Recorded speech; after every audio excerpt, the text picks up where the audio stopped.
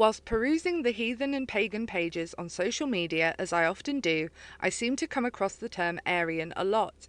Usually it's being used by so-called folkish heathens to describe their ethnicity, closely followed by a bunch of white supremacist bullshit.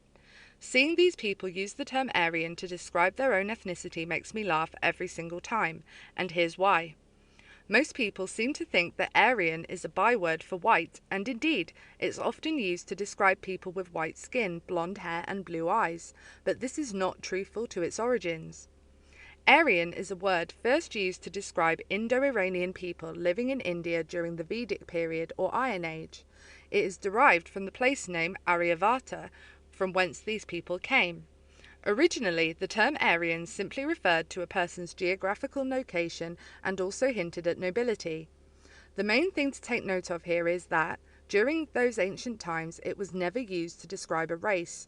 Instead, it was a word to describe the culture, language, and religion of that particular part of the world. Another huge misconception is that Adolf Hitler pioneered the idea of Aryan being used to describe race.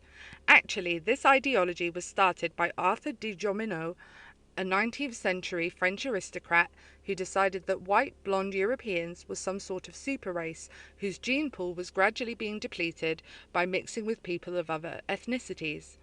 He labelled those so-called perfect specimens as Aryans, and it was his written works that greatly influenced Hitler's opinions on race around a century later.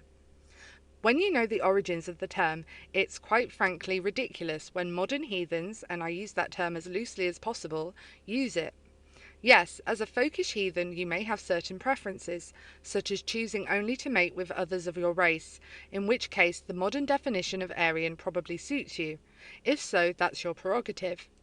But considering that Asatru is basically a reconstruction of ancient beliefs and culture, falsely using an ancient term in the wrong context seems pretty hypocritical if you ask me.